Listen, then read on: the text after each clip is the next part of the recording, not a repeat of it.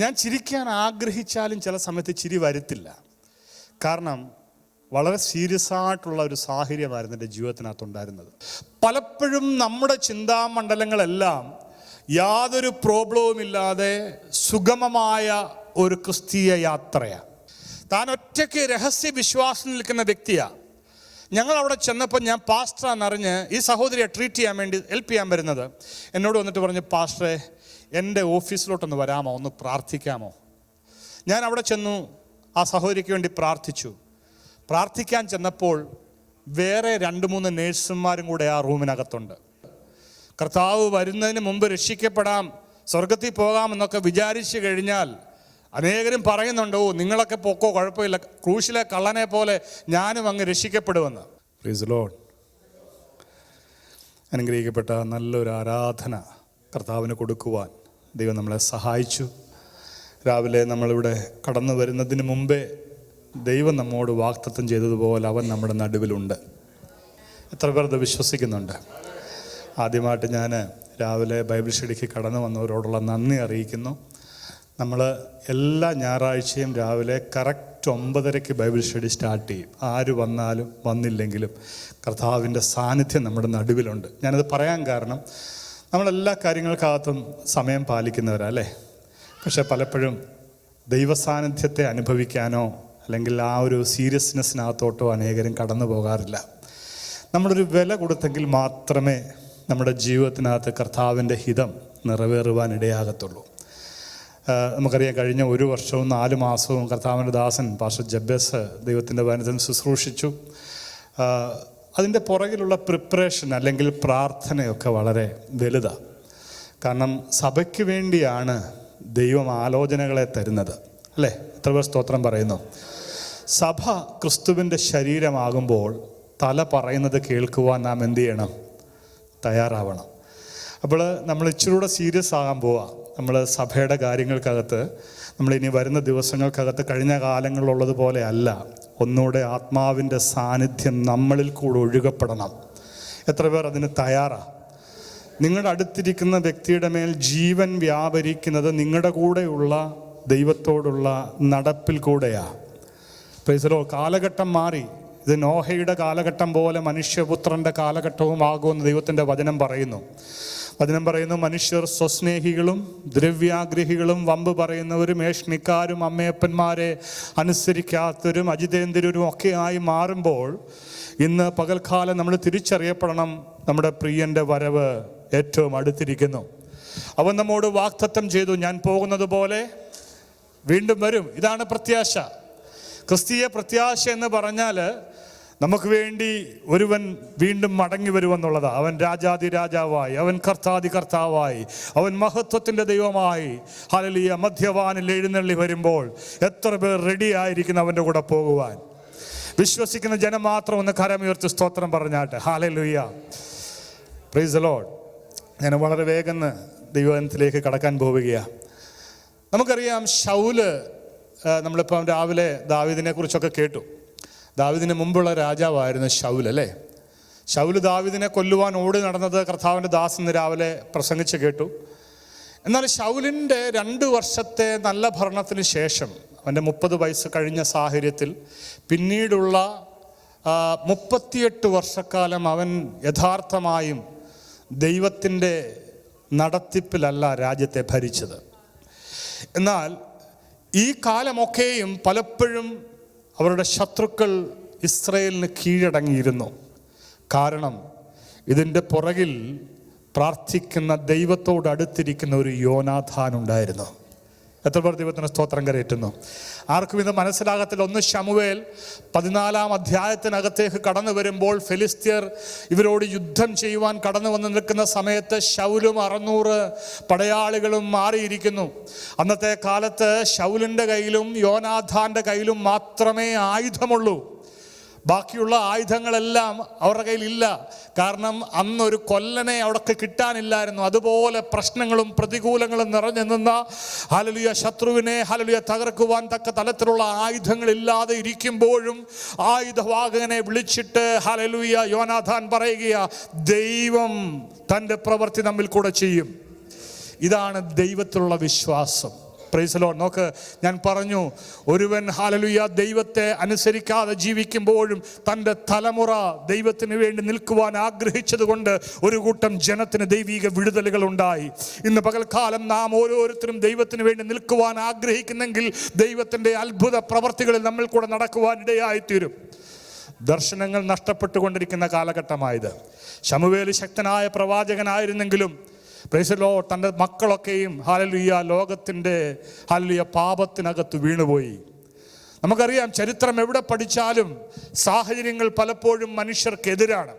ഞാൻ ഇന്ന് പകൽക്കാലത്തെ ചിന്തയ്ക്കായിട്ടൊരു വേദഭാഗം എടുക്കാൻ ആഗ്രഹിക്കുന്നു. നമുക്കെടുക്കാം, അപ്പോസ്തല പ്രവൃത്തി എടുക്കാം, 21-ാം അധ്യായം, അതിൻ്റെ 10 മുതൽ 11 വരെയുള്ള വാക്യങ്ങൾ വായിക്കാം.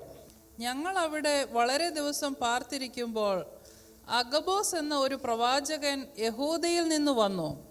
അവൻ ഞങ്ങളുടെ അടുക്കൽ വന്നു പൗലോസിൻ്റെ അരക്കച്ച എടുത്ത് തൻ്റെ കൈകാലുകളെ കെട്ടി, ഈ അരക്കച്ചയുടെ ഉടമസ്ഥനെ യഹൂദന്മാർ യെരൂശലേമിൽ ഇങ്ങനെ കെട്ടി ജാതികളുടെ കയ്യിൽ ഏൽപ്പിക്കുമെന്ന് പരിശുദ്ധാത്മാവ് പറയുന്നു എന്ന് പറഞ്ഞു. അടുത്ത വാക്യങ്ങൾ വായിച്ചു. ഇത് കേട്ടപ്പോൾ യെരൂശലേമിൽ പോകരുത് എന്ന് ഞങ്ങളും അവിടുത്തുകാരും അവനോട് അപേക്ഷിച്ചു. മതി.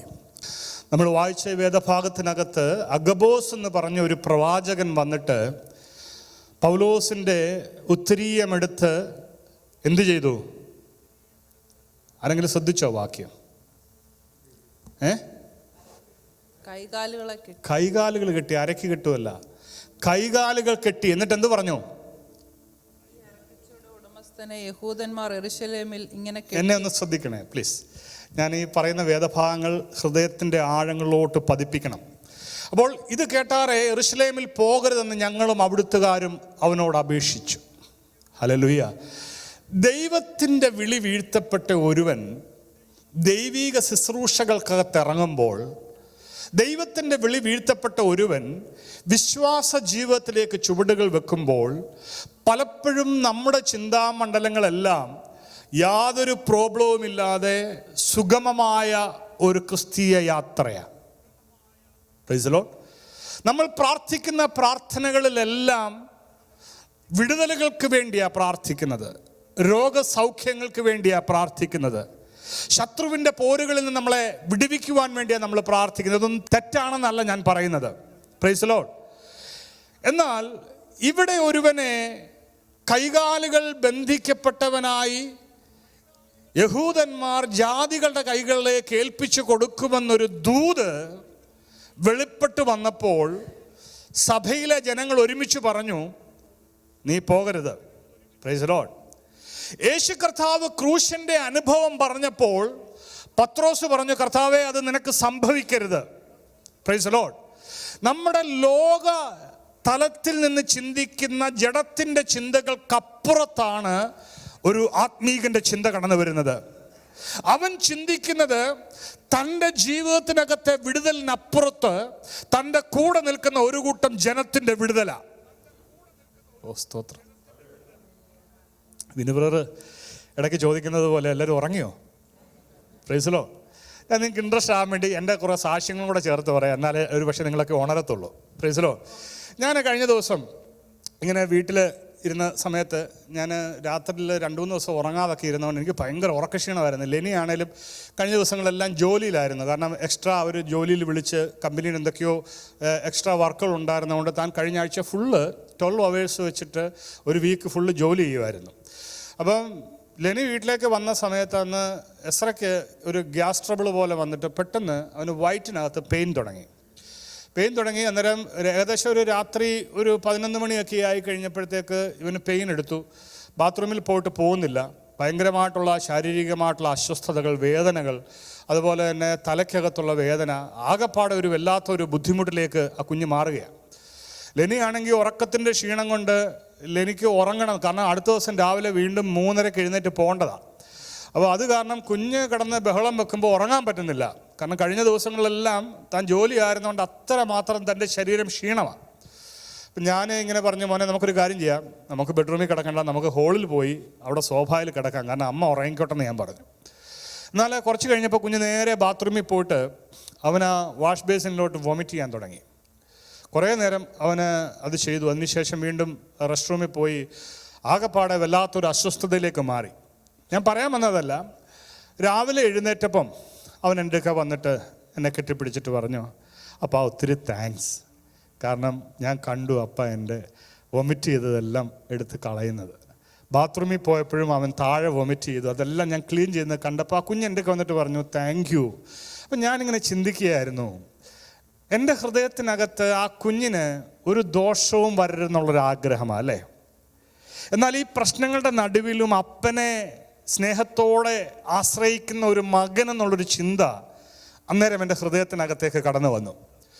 വർഷങ്ങൾക്ക് മുമ്പ് ഞാൻ ബാംഗ്ലൂരിലേക്ക് കേരളത്തിൽ നിന്ന് കടന്നു പോകുന്ന സാഹചര്യത്തിൽ ആ യാത്രയുടെ മധ്യത്തിൽ വഴിയിൽ എൻ്റെ ഒരു സുഹൃത്തുണ്ട്. അദ്ദേഹം ഒരു അന്നത്തെ കാലത്തെ ശക്തമായിട്ട് ദേവി ഉപയോഗിച്ചുകൊണ്ടിരുന്ന മനുഷ്യനാണ്, ഇന്ന് കാനഡയിലുണ്ട്.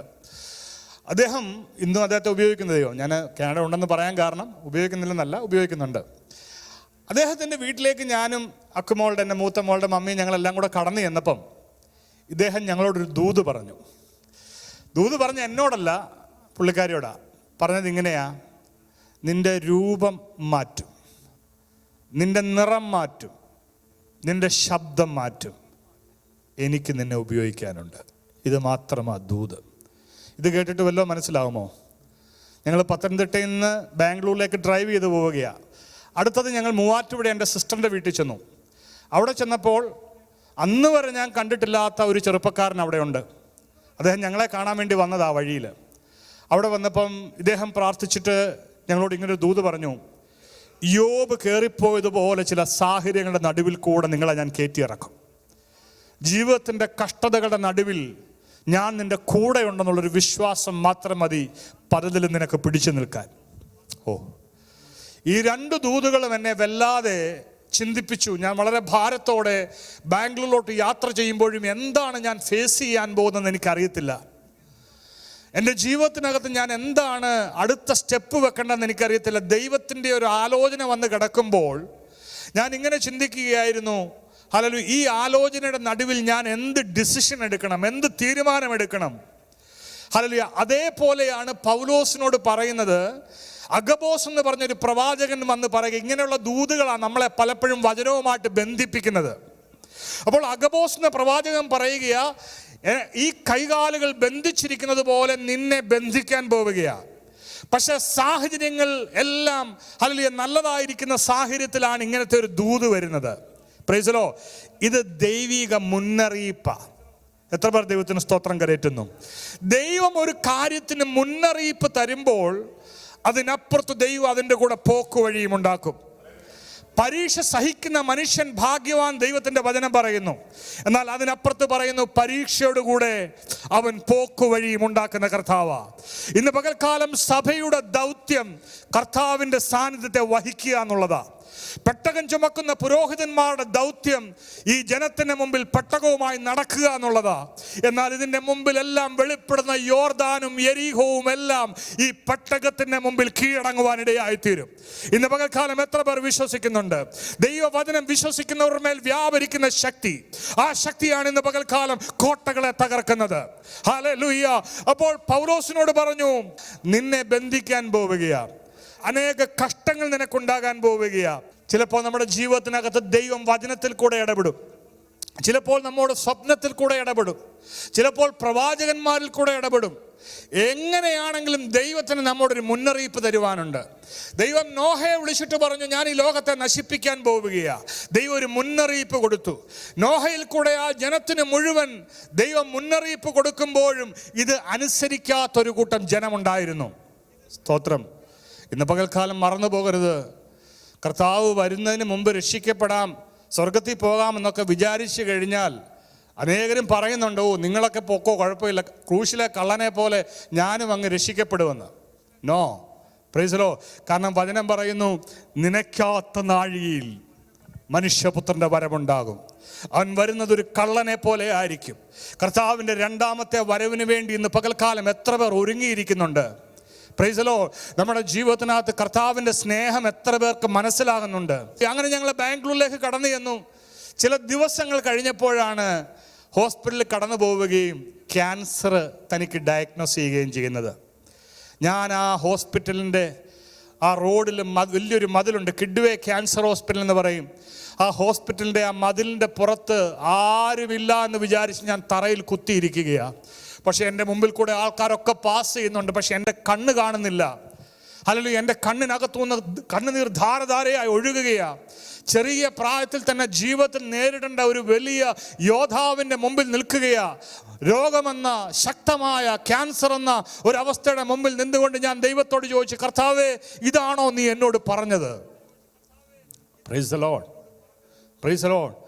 പൗലോസ് പക്ഷേ പറയുകയാ, ഹല്ലേലൂയ, ഞാൻ കഷ്ടം അനുഭവിക്കുവാൻ വേണ്ടി മാത്രമല്ല, എൻ്റെ പ്രാണനെ വെച്ച് കൊടുക്കുവാൻ വരെ ഞാൻ തയ്യാറാ.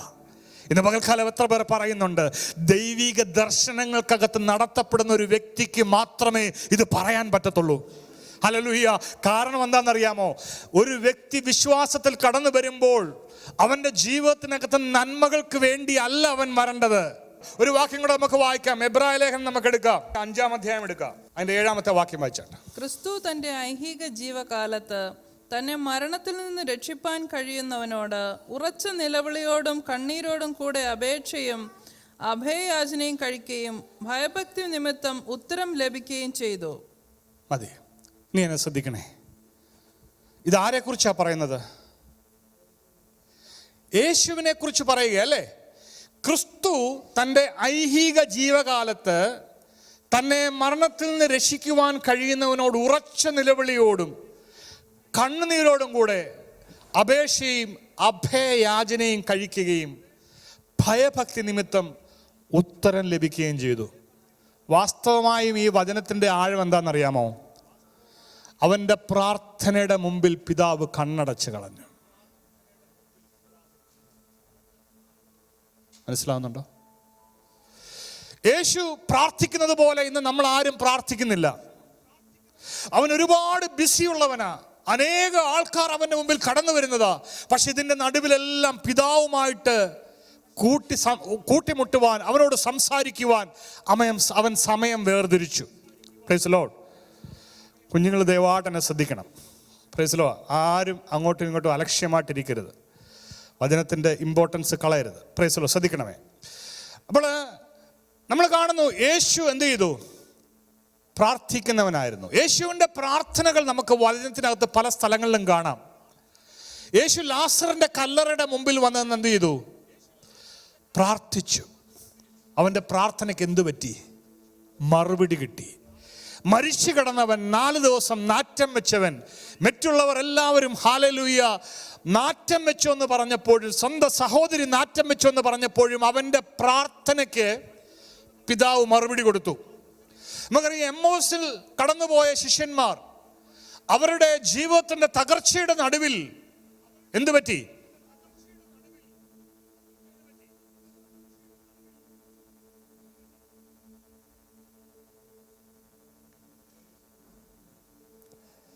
ഇച്ചിരൂടെ ശ്രദ്ധ വേണം. അതെ, ഞാൻ പണ്ട് ബാംഗ്ലൂർ ആയിരുന്ന സമയത്ത് ഞാൻ ഇങ്ങനൊന്നും അല്ലായിരുന്നു. ഞാൻ ഒത്തിരി അങ്ങ് സ്ട്രിക്റ്റ് ആയിരുന്നു. കാരണം എനിക്കറിയത്തില്ല. കാരണം പലപ്പോഴും ഞാൻ നിങ്ങളോട് പറയാറില്ലേ, ഞാൻ എന്നെ കാണുന്നവർ പലപ്പോഴും ചിരിച്ച മുഖത്തോട് കാണാറില്ല. കാരണം ജീവിതത്തിൽ കടന്നുപോയ കഷ്ടതകൾ എന്നെ അങ്ങനെയാണ് മോൾഡ് ചെയ്തത്. കാരണം ജീവിതത്തിൽ ഒരിക്കലും ചിരിക്കാൻ പറ്റുന്നൊരവസ്ഥ എനിക്കില്ലായിരുന്നു. അപ്പോൾ എൻ്റെ കുഞ്ഞ് സ്കൂളിൽ പഠിക്കുമ്പോൾ അവരുടെ കൂട്ടുകാരൊക്കെ കാണുമ്പോൾ പറയും, നിൻ്റെ അപ്പൻ എന്താ ഇത്രയും വലിയ സീരിയസ് ആയിട്ടിരിക്കുന്നത്? അപ്പം എന്നോട് വന്നിട്ട് പറയും, അപ്പൻ സ്കൂളിലൊക്കെ വരുമ്പോൾ ഇച്ചിരിയൊക്കെ ചിരിച്ചോണ്ടൊക്കെ നിൽക്കണം. ഞാൻ ചിരിക്കാൻ ആഗ്രഹിച്ചാലും ചില സമയത്ത് ചിരി വരത്തില്ല. കാരണം വളരെ സീരിയസ് ആയിട്ടുള്ള ഒരു സാഹചര്യമായിരുന്നു എൻ്റെ ജീവിതത്തിനകത്തുണ്ടായിരുന്നത്. ഇപ്പോഴും അതെൻ്റെ ജീവിതത്തിനകത്ത് പലപ്പോഴും മറ്റുള്ളവർക്ക് ബുദ്ധിമുട്ടായിട്ട് തോന്നാറുണ്ട്. ദയവായിട്ട് ഞാൻ ക്ഷമ ചോദിക്കുക. കാരണം ഞാൻ മനഃപൂർവ്വമല്ല, ഹല്ലേലൂയ, അത് എങ്ങനെയോ എൻ്റെ ക്യാരക്ടറിനകത്തായിപ്പോയി. ഞാൻ പറഞ്ഞു വന്നത്, ഞാൻ സഭയ്ക്കകത്ത് ശുശ്രൂഷിക്കുമ്പോൾ ഞാൻ വളരെ സീരിയസ് ആയിട്ട് സഭയിൽ ഒരു കുഞ്ഞിനെ പോലും അങ്ങോട്ടും ഇങ്ങോട്ടും നടത്തത്തില്ല. ഇപ്പം ഞാൻ ശുശ്രൂഷ ഉണ്ടെന്നപ്പോൾ ഒരു ദിവസം ഈ പ്രായമായ കൊയറിലെ പിള്ളേർ അവിടുന്ന് പുറകോട്ടൊക്കെ ഇറങ്ങിപ്പോകും. കൊയറിലെ പരിപാടി കഴിഞ്ഞാൽ നേരെ പോയി ഫോണിൽ തോണ്ടും അവരുടെ പരിപാടി. ഞാനന്ന് പബ്ലിക്കായിട്ട് അവരെ വഴക്ക് പറഞ്ഞപ്പോൾ വേറൊരു പയ്യൻ അവിടെ ഒരു കുഞ്ഞുമായിട്ട് വന്നിരിപ്പുണ്ടായിരുന്നു. ആ കൊച്ചു കുഞ്ഞ് അവിടെ എല്ലാം ഓടി നടക്കുക. അപ്പോൾ അദ്ദേഹം ഓർത്തു, ആ കൊച്ചു കുഞ്ഞിനോടായിരിക്കും ഞാനിത് പറയുന്നത്. ഞാൻ കുഞ്ഞുങ്ങളെക്കുറിച്ചല്ല പറയുന്നത്, കൊച്ചു കുഞ്ഞുങ്ങളെക്കുറിച്ചല്ല പറയുന്നത്. അവരെ ഇവിടെ നിങ്ങൾ ഫ്രീ ആയിട്ട് വിട്ടു, ഇവിടെ സ്റ്റേജിൽ വന്ന് അടുത്ത ദിവസത്തേക്ക് ശുശ്രൂഷകരായി തീരട്ടവരല്ല. അതല്ല പറയുന്നത്. പക്ഷേ പക്വതയുള്ള പ്രായപൂർത്തിയുള്ള കുഞ്ഞുങ്ങൾ ദൈവസാന്നിധ്യത്തെ വളരെ ഇമ്പോർട്ടൻ്റ് ആയിട്ട് കാണണം. Price the Lord. അത് വളരെ സ്ട്രിക്റ്റാണ്. ഇതിവിടെ നിന്നൊരു ദൈവാസൻ പറയാനുള്ളൊരു അവസ്ഥ ഉണ്ടാക്കാതെ കഴിവതും അവിടെ ഇരിക്കുന്ന എൽഡേഴ്സ് കുഞ്ഞുങ്ങളോട് പറഞ്ഞു കൊടുക്കണം, അലക്ഷ്യമായിട്ട് അങ്ങോട്ടും ഇങ്ങോട്ടും നടക്കരുത്. Price the Lord. അത് എൻ്റെ കുഞ്ഞുങ്ങളാണെങ്കിലും വേറെ ആരാണെങ്കിലും ഞാൻ വളരെ സ്ട്രിക്റ്റായിട്ട് ഞാൻ പറയും. അതുകൊണ്ട് ദയവായിട്ട് അറ്റ്ലീസ്റ്റ് ഞാൻ ശുശ്രൂഷിക്കണമെങ്കിൽ നിങ്ങൾ അങ്ങോട്ടും ഇങ്ങോട്ടും നടക്കില്ല കേട്ടോ. Price the Lord. ശ്രദ്ധിക്കണം. അപ്പോൾ യേശു എന്ത് ചെയ്തു? തൻ്റെ ഐഹിക കാലത്ത് താൻ എന്ത് ചെയ്തു? താൻ ദൈവത്തോട് പ്രാർത്ഥിച്ചു.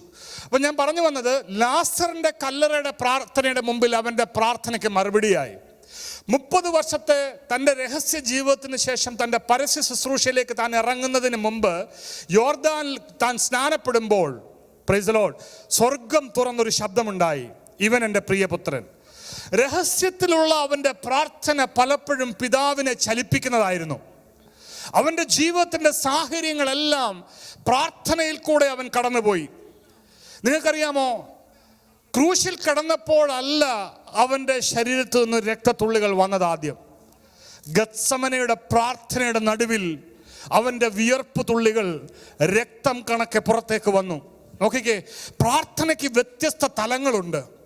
പ്രാർത്ഥന ഒരുപക്ഷെ നമുക്ക് ആവശ്യങ്ങളെ നിറവേറ്റുവാനുള്ള ഒരു ലിസ്റ്റുമായിട്ട് ദൈവസഭയിൽ കടന്നു ചെല്ലുന്ന ജൽപ്പനങ്ങളാകാം. എന്നാൽ വചനത്തിൽ യേശു കർത്താവ് പറയുന്നു, നിങ്ങൾ പരീശന്മാരെ പോലെ പ്രാർത്ഥിക്കരുത്, നിങ്ങൾക്ക് പ്രതിഫലം കിട്ടിപ്പോയി.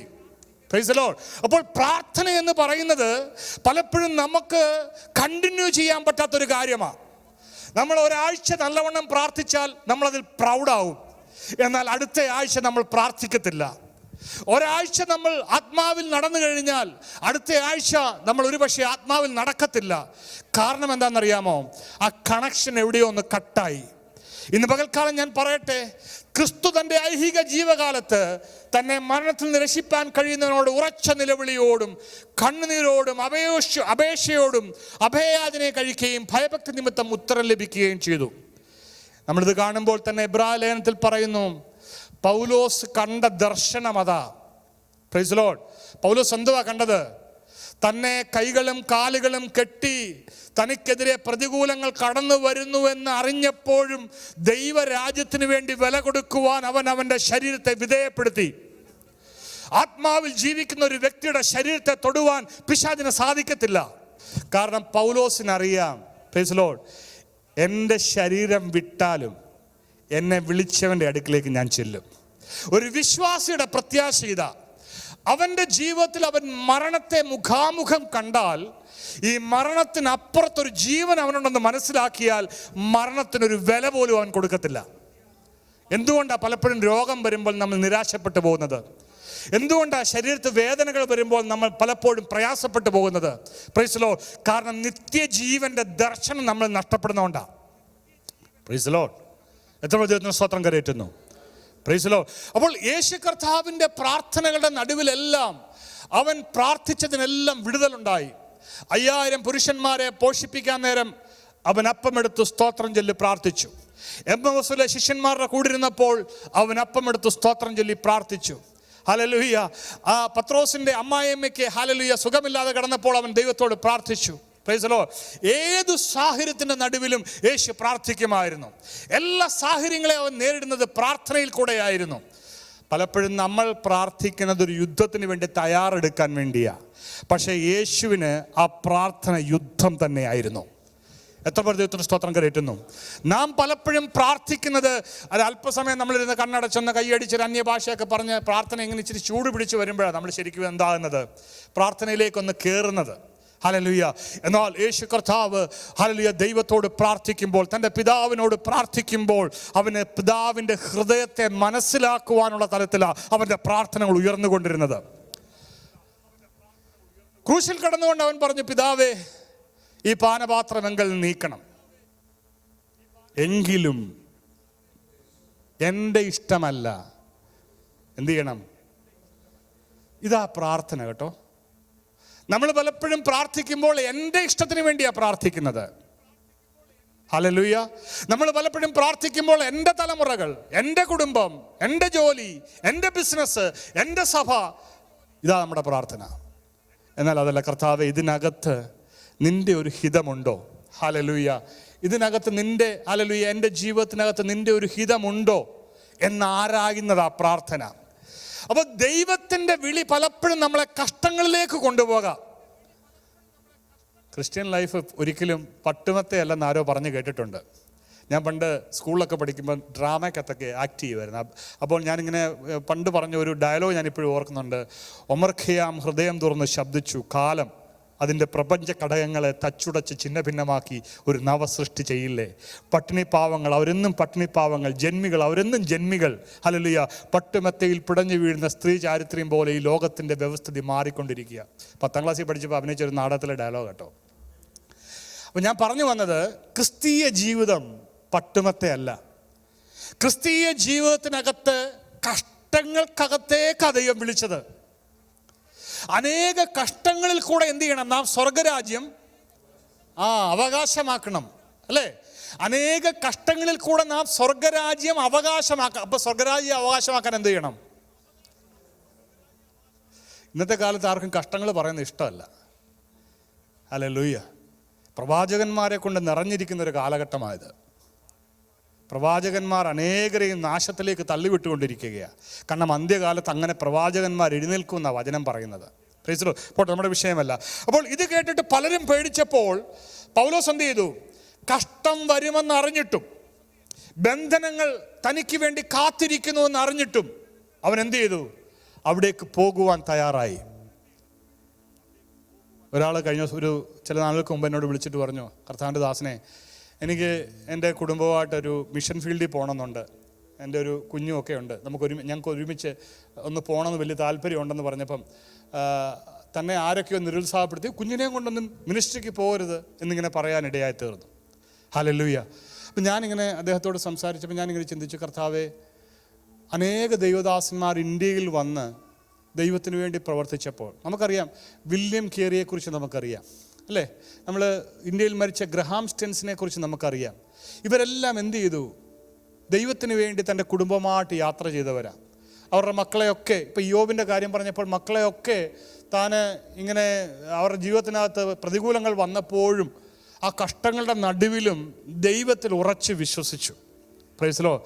ഇന്ന് പകൽക്കാലം ഞാനൊന്ന് ചോദിക്കട്ടെ, നമ്മുടെ ക്രിസ്തീയ ജീവിതത്തിനകത്ത് എത്രമാത്രം നാം കർത്താവിനെ മനസ്സിലാക്കിയിട്ടുണ്ട്? അപ്പം ഞാൻ അവിടെ ആ കിഡ്വേ ക്യാൻസർ ഹോസ്പിറ്റലിനകത്ത് കടന്നു ചെന്ന് ഈ ട്രീറ്റ്മെൻറ്റ് സ്റ്റാർട്ട് ചെയ്ത് കഴിഞ്ഞപ്പോൾ സംഭവിച്ച കാര്യങ്ങളാണ് ഞാൻ പറയാൻ പോകുന്നത്. അവിടെ ഒരു നേഴ്സ് ഉണ്ടായിരുന്നു. താൻ ഒറ്റയ്ക്ക് രഹസ്യ വിശ്വാസം നിൽക്കുന്ന വ്യക്തിയാണ്. ഞങ്ങൾ അവിടെ ചെന്നപ്പോൾ ഞാൻ പാസ്റ്ററാണെന്നറിഞ്ഞ് ഈ സഹോദരിയെ ട്രീറ്റ് ചെയ്യാൻ വേണ്ടി ഹെൽപ്പ് ചെയ്യാൻ വരുന്നത് എന്നോട് വന്നിട്ട് പറഞ്ഞു, പാസ്റ്ററെ, എൻ്റെ ഓഫീസിലോട്ടൊന്ന് വരാമോ, ഒന്ന് പ്രാർത്ഥിക്കാമോ? ഞാൻ അവിടെ ചെന്നു, ആ സഹോദരിക്ക് വേണ്ടി പ്രാർത്ഥിച്ചു. പ്രാർത്ഥിക്കാൻ ചെന്നപ്പോൾ വേറെ 2-3 നേഴ്സുമാരും കൂടെ ആ റൂമിനകത്തുണ്ട്. അടുത്ത ദിവസം വീണ്ടും എനിക്ക് ഫോൺ വന്നു, പാസ്റ്ററെ, ഇന്നലെ വന്നതുപോലെ ഒന്ന് വരാമോ? അടുത്ത ദിവസം ചെന്നപ്പോൾ ഒരു 10 സിസ്റ്റേഴ്സിനടുത്ത് ആ ഹോസ്പിറ്റലിൽ ആ റൂമിനകത്തുണ്ട്. Price the Lord. അടുത്ത ദിവസം എന്നെ വിളിച്ചിട്ട് പറഞ്ഞു, പാസ്റ്ററെ, ഞങ്ങൾക്ക് ഫുഡ് കഴിക്കുന്ന ഒരു സമയമുണ്ട്, അല്പസമയം ദൈവത്തിൻ്റെ വചനം ഒന്ന് പറഞ്ഞു തരാമോ? Price the Lord. ഞാൻ ചിന്തിച്ചു, കർത്താവേ, കഷ്ടങ്ങളുടെ നടുവിൽ പൗലോസ് അവിടെ പോകുവാൻ തയ്യാറായപ്പോൾ, പൗലോസ് കഷ്ടങ്ങൾ ഏൽക്കുവാൻ തയ്യാറായപ്പോൾ അതിനപ്പുറത്തൊരു ദൈവപ്രവൃത്തി കാണുവാൻ അവനിടയായി എന്ന് പറഞ്ഞതുപോലെ ഞാൻ ചിന്തിച്ചു, കർത്താവേ, എന്നെ ഇവിടെ കൊണ്ടുവന്നതിൻ്റെ ഉദ്ദേശം ഇപ്പോഴാണ് മനസ്സിലാകുന്നത്. ഹല്ലേലൂയ. അവിടെ ഒരു മീറ്റിംഗ് സ്റ്റാർട്ട് ചെയ്തു. ആ മീറ്റിംഗ് തുടങ്ങി കുറച്ച് കഴിഞ്ഞപ്പം രോഗികൾ വരാൻ തുടങ്ങി. ആ ഹോളിനകത്ത് ആ ഓഫീസിനകത്ത് നിറച്ച ആൾക്കാർ വരാൻ തുടങ്ങി. അതിനുശേഷം ഈ മീറ്റിംഗ് ഒരു ആൽത്തറയിലേക്ക് മാറ്റി. അവിടെ ആൾക്കാർ കൂടി വന്ന് ദൈവവചനം പഠിക്കുവാൻ തുടങ്ങി. Price the Lord. നോക്ക്, കന്നഡക്കാരുടെ ഇടയിലെ കാര്യമാണ് ഞാൻ പറയുന്നത്. കന്നഡ സംസാരിക്കുന്ന, തെലുങ്ക് സംസാരിക്കുന്ന, തമിഴ് സംസാരിക്കുന്ന ജനത്തിൻ്റെ നടുവിലേക്ക് ഇതൊന്നും അറിയാതെ കർത്താവ് ഞങ്ങളെ അയക്കുകയാണ്. എന്താ അവിടെ പോകാൻ കാരണം? ജീവിതത്തിനകത്തൊരു കഷ്ടത കടന്നു വന്നതുകൊണ്ട്, ജീവിതത്തിനകത്തൊരു പ്രതികൂലം കടന്നു വന്നതുകൊണ്ട്, ജീവിതത്തിനകത്തൊരു രോഗത്തിൻ്റെ ശക്തി വെല്ലുവിളിച്ച് നിന്നതുകൊണ്ട്. അതാ ആദ്യം പറഞ്ഞത്, നിന്റെ രൂപം മാറ്റും, നിന്റെ നിറം മാറ്റും, നിന്റെ ശബ്ദം മാറ്റും, എനിക്ക് നിന്നെ ഉപയോഗിക്കാനുണ്ട്. ഹല്ലേലൂയ. എൻ്റെ മൂത്ത മോളുടെ അമ്മയുടെ ശരീരത്തിൻ്റെ വെയിറ്റ് നേരെ ലൂസായി, താനൊരു അസ്ഥി പഞ്ചരം പോലായി, തൻ്റെ ശരീരം കീമോ എടുത്ത് കറുത്ത് കരിക്കട്ട പോലെയായി, തൻ്റെ ശബ്ദം നേരത്തെ ഉണ്ടായിരുന്ന സ്വീറ്റ് സൗണ്ട് അല്ലാതായി മാറി. ഹല്ലേലൂയ. അങ്ങനെയുള്ള ഒരു സാഹചര്യത്തിൻ്റെ നടുവിൽ, ഈ ജനത്തിൻ്റെ നടുവിൽ പോയി നിന്ന് കർത്താവിനെ ഉയർത്തിയപ്പോൾ, ഈ കഷ്ടതകളുടെ നടുവിൽ ഞങ്ങളുടെ മേൽ നിന്ന് വ്യാപരിച്ചൊരു ദൈവത്തിൻ്റെ ശക്തി അവിടുത്തെ ജനം കണ്ടു. Price low. ഇന്ന് പകൽക്കാലം ഞാൻ പറയട്ടെ, നിങ്ങൾ ബലത്തോടിരിക്കുമ്പോഴല്ല നിങ്ങളുടെ മേൽ നിന്ന് ശക്തി പുറത്തോട്ട് വരുന്നത്. നിങ്ങൾ ക്ഷീണിച്ച് തകർന്നിരിക്കുമ്പോൾ അകത്ത് വ്യാപരിക്കുന്ന ദൈവത്തിന്റെ ശക്തിയാ മറ്റുള്ളവരെ ഒന്ന് ബലപ്പെടുത്തുവാൻ ഇടയാകുന്നത്. എത്ര പേർ ദൈവത്തിന് സ്തോത്രം കരയറ്റുന്നു? ഇന്ന് പകൽക്കാലം പറ, കർത്താവേ, ഞാൻ ബലത്തോടിരുന്നിട്ടല്ല അവിടുത്തെ വേല ചെയ്യുന്നത്, ഞാൻ തകർച്ചകളുടെ നടുവിലും ഞാൻ അങ്ങയ്ക്ക് വേണ്ടി ഓടുവാനിടയായിത്തീരും. സ്തോത്രം. നമ്മൾ പലപ്പോഴും നമ്മുടെ കാര്യങ്ങളെല്ലാം ഒന്ന് ശരിയായിട്ട് കർത്താവിൻ്റെ വേല ചെയ്യാനിരിക്കും. നമ്മൾ പലപ്പോഴും നമ്മുടെ ജീവിതത്തിൻ്റെ പ്രാർത്ഥനകളുടെ മറുപടി കിട്ടിയിട്ട് ഒരു സാക്ഷ്യം പറയുവാൻ പോയിരിക്കും. എന്നാൽ എൻ്റെ ജീവിതത്തിനകത്ത് പ്രാർത്ഥനകൾക്ക് മറുപടി കിട്ടുന്നതിന് മുമ്പ്, പ്രാർത്ഥനയ്ക്ക് ഹല്ലേലൂയ ഉത്തരമില്ലാതിരിക്കുന്നതിന് മുമ്പ് ഞാൻ കടന്നു പോയപ്പോൾ ദൈവത്തിൻ്റെ അത്ഭുതങ്ങൾ കാണുവാനിടയായി തീർന്നു. ഇന്ന് പകൽക്കാലം ദൈവത്തിനൊരു വ്യക്തിയെ ഉപയോഗിക്കണമെങ്കിൽ നിന്റെ കഴിവ് കൊണ്ടല്ല, നിങ്ങളുടെ കുടുംബ മഹിമ കൊണ്ടല്ല, അതിനപ്പുറത്ത് ദൈവത്തിൻ്റെ തെരഞ്ഞെടുപ്പ് നിങ്ങളുടെ മേൽ വീഴ്ത്തപ്പെട്ടത് കൊണ്ടാണ് ദൈവം നിങ്ങളെ ഉപയോഗിക്കുന്നത്. Praise the Lord, praise the Lord, hallelujah. കുഞ്ഞുങ്ങളെല്ലാം കൂടെ കരങ്ങൾ ഉയർത്തുന്ന സ്തോത്രം ചെയ്ത്, കുഞ്ഞുങ്ങൾ മാത്രം ഒന്ന് കരങ്ങൾ ഉയർത്തി സ്തോത്രം ചെയ്തേ.